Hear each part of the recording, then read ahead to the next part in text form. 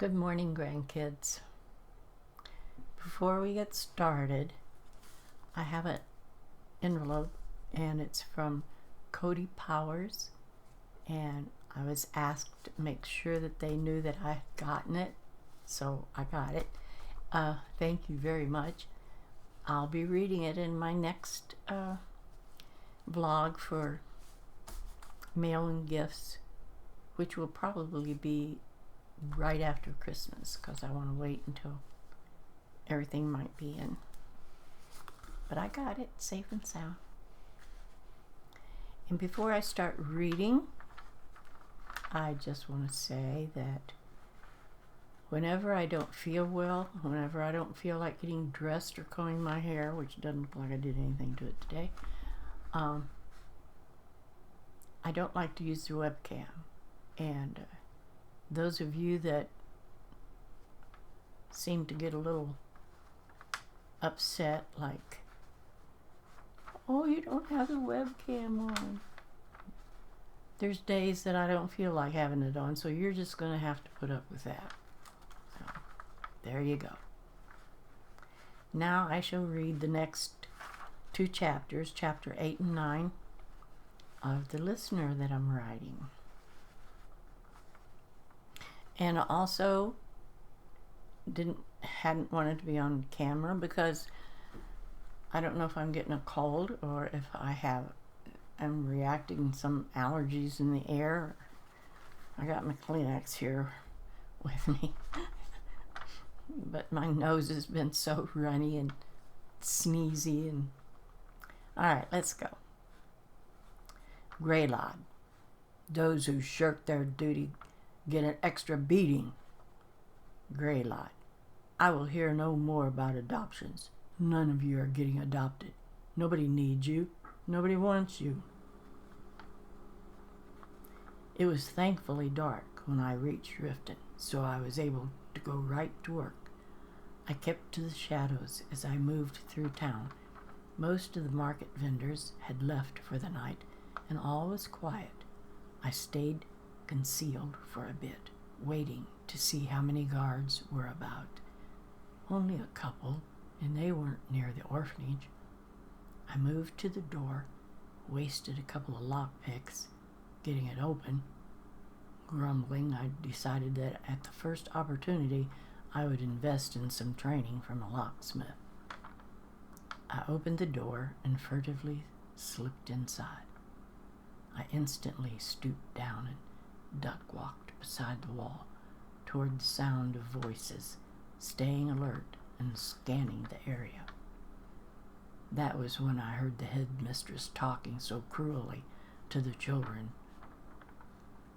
forced to be there. No wonder Aventus ran away. No wonder he was performing the Black Sacrament. I smiled to myself, thinking about what was to come and the pleasure I would take in this particular assassination. Off to the side was a small bedroom where I saw a young woman, an assistant, I presumed, lying on bed. I wondered how she could tolerate listening to such abuse and why she let the old woman get away with it.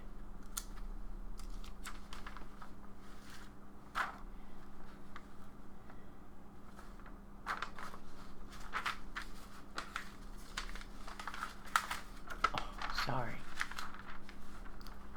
I waited until all was quiet, then slipped on into the next room. Rows of beds were lined up against the walls opposite each other. Each child had a chest at the foot of their bed for their things and a small table by their bed with a lantern on it. They had just settled down in their beds for the night, and the old bat had gone into her room and was just shutting her door. I stood there looking at the kids, realizing that they probably felt much as I had as a child. And I still do, although I no longer care. I wondered how many would turn out like me, how many I might be recruiting into the Dark Brotherhood someday in the future. I crept forward through the room to the old woman's room and entered quietly shutting the door behind me. She had on dark-colored sleepwear and had stringy gray hair. She totally looked like a witch. She had a chest at the foot of her bed and a desk on the opposite wall. Well, while I was here, I thought, with a quiet chuckle, and looked in the chest. I rummaged through it, but nothing was in there except some smelly old clothes. I went over to the chest. I went over to check out her desk. She had left a partially eaten sweet roll and an empty mead bottle. I took the money pouch that she had left there as if an invitation for a thief. Then I turned to the deed at hand, the hateful old hag. I approached her from behind and stood there thinking about how I was going to do this. Whatever I did, it was going to be my pleasure. I hoped it could be done quietly, so not to arouse anyone. I quickly clamped one hand over her mouth, pulling her head toward me, and slashed my dagger across her throat. So much for quietly. The old bat bit my hand and screamed, and all bedlam broke loose. I hurriedly finished the job by stabbing her in the chest. I hid the dagger behind my back and turned toward the door as the kids poured into the room and the young assistant started yelling for help.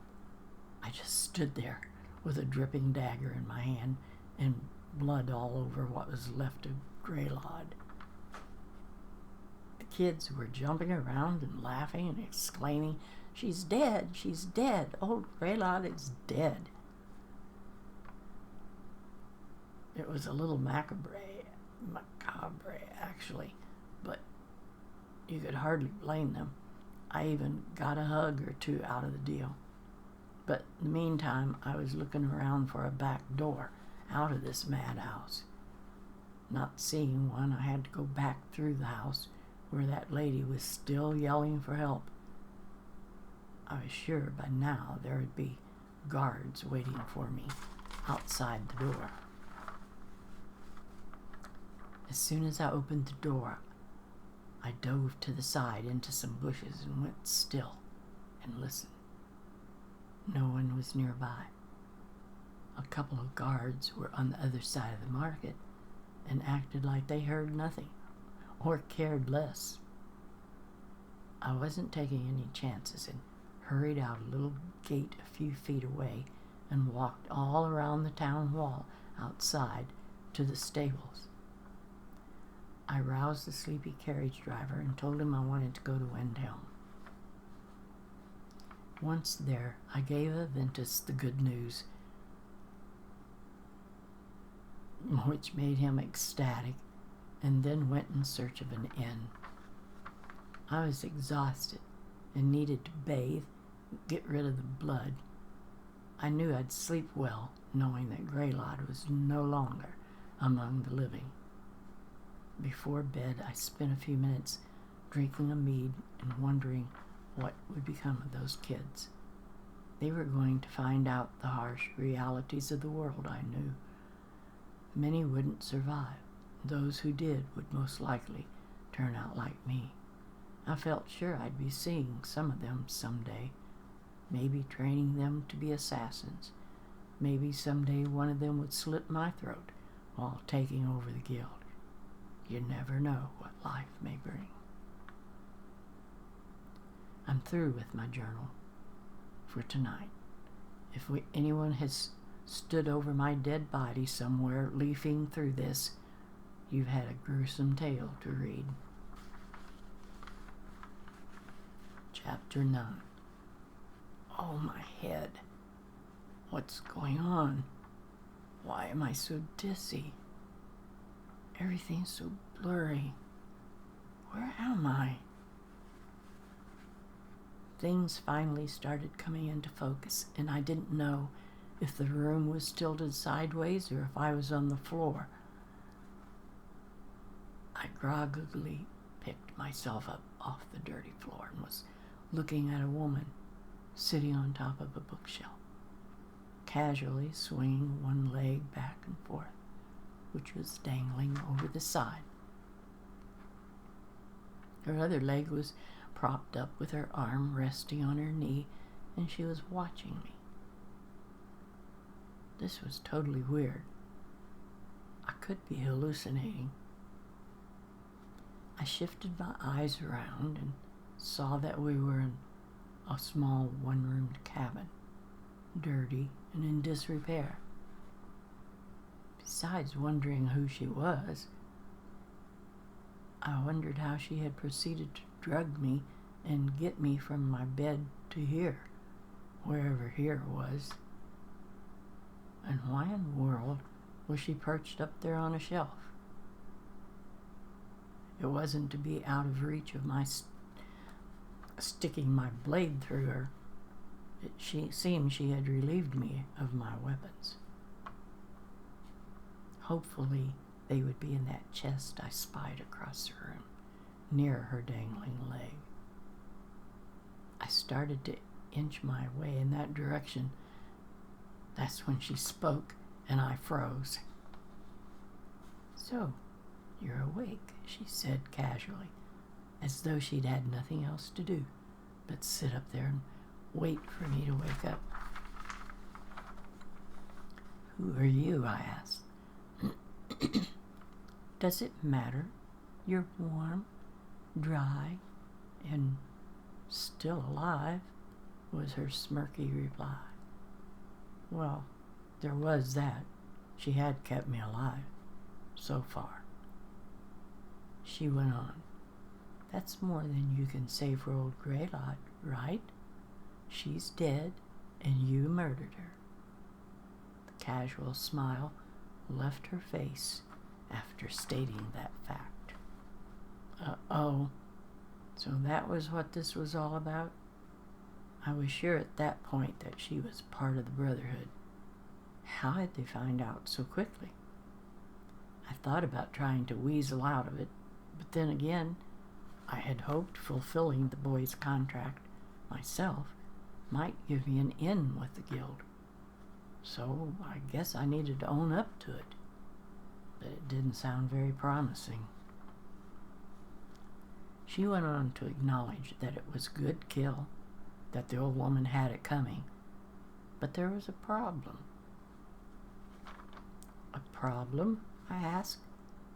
"Aventus assumed I was from the Brotherhood, so I took care of the problem for him. I assumed once you found out that the guild would be pleased. You just said it was a good kill." She came back with some anger in her voice. "But it was our contract, a kill which you stole, a kill you must pay for." It seemed that things weren't going quite as planned, but at least I now knew for sure that she was someone from the Dark Brotherhood. She was calm, still sitting on her shelf, swinging her leg. I felt more like I was being tested rather than disciplined. I still didn't know why I was at this place or what she was up to. "So, what do you want? Do you want me to pay you? What?" "If you turn around, I will tell you what I want." I was a little reluctant to turn my back on her, but she seemed content to spend eternity up on her perch. I doubted she would suddenly hop down and try to stab me in the back. I slowly turned around. There on the far side of the cabin were 3 people, all hooded, bound, and kneeling on the floor. "There is a contract on one of them," she told me. "Go over and get acquainted. See if you can figure out which one. Then make your kill.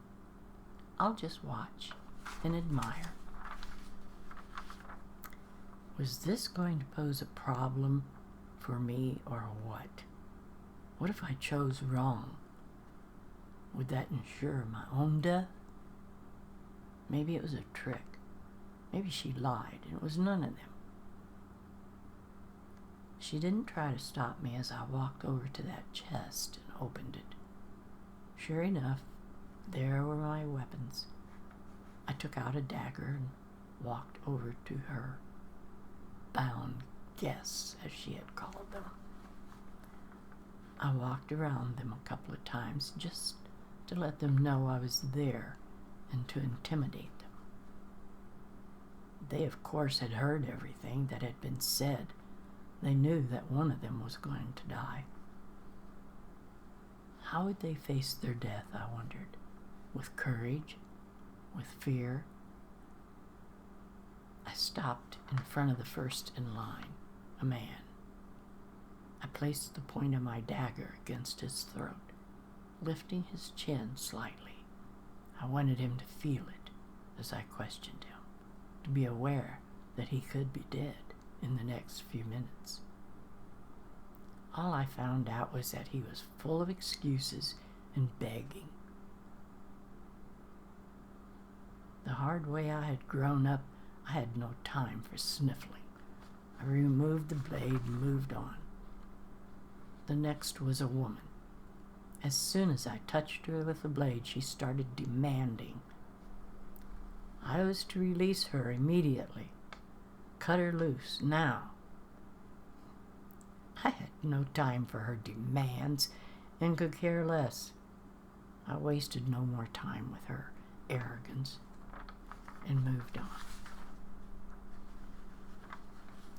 The third was a little more interesting. A soft-spoken Argonian. He had no demands. He wasn't arrogant or sniffling. He didn't even seem afraid. In fact, he seemed rather sure of himself. I found out that he was a negotiator, as he seemed to be ready to offer favors for favors. I knew that in any other situation, he and I could have done some business, buying and selling stolen goods, a dagger in someone's back here and there, all for coin, of course. I walked back to the begging man, and without a word, slit his throat. No more talking. I stopped in front of the demanding woman, and she started struggling, trying to get her hands free. I was sure it was so she could slug me more than just to get free. I almost laughed, but I slit her throat instead. I stepped in front of the thief, the fixer, the negotiator. I knew that if any of the three really did have a contract on them, it would be this one. I leaned a little forward and said in a friendly tone of voice that we probably could have done business under other circumstances. Then, before a glimmer of hope could form in his brain, I cut his throat. I casually walked back over to the bookshelf and asked the woman if she was satisfied, if I had paid my debt. Well, well, well, she said, an overachiever. I like that. When I asked which one had the contract, she assured me that I didn't need to know, that the only thing important was that she had told me to kill and that I had obeyed. Whoa, that word obey did not work for me. This was someone I needed to make nice with for now, but she and I would not be friends. Sooner or later, we might come to blows. You, dear reader, if you're still there, would know by now that I have been the master of my own life since the age of 10, and that I obey no one. No one will get away with treating me like I'm something stuck on the bottom of their boot. These days were far in the past. I had slipped silently through this world, making my own life, my own decisions, my own kills, becoming who I am. I wouldn't let some arrogant, bossy female dictate to me what I would or would not do. I don't obey. I knew I was getting hot under the collar, so I took a deep breath, calmed myself down. I might let her attitude slide for now, but there would be a day of reckoning, and she would pay. "So," I said, with a little steel in my voice, "since I repaid my debt, am I free to go?" "Of course," she replied. "Here's the key to the shack. You're free to go. Or I would like to extend an invitation to join my family, the Dark Brotherhood." Ah, there it was. This was what I had come seeking. But it wouldn't be a family for me. A family would not sit well in my life. I had other plans forming in my head. "The sanctuary is located in the southwest region of Skyrim," she continued, "and when you find its hidden doorway, the black door will ask you for a password. You must answer with 'Silence, my brother,' and you're in. It's not far up the road from a town named Falkry." I asked her, now that we were going to be pals, if I could know her name.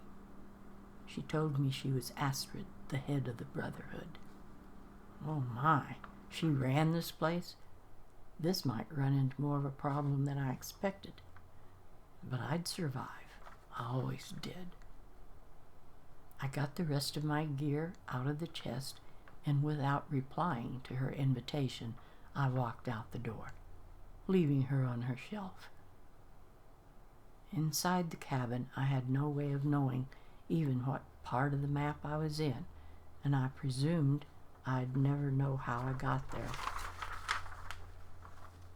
But outside, it was evident that I was in the far northwest, in that creepy and dangerous swamp outside of the small town called Morthal. I knew it was going to be a long and treacherous journey for me, and no help from Astrid, perched in there on her shelf like some highly prized ornament. Well, I'd come through many hard and dangerous journeys before. I'd get through this one too.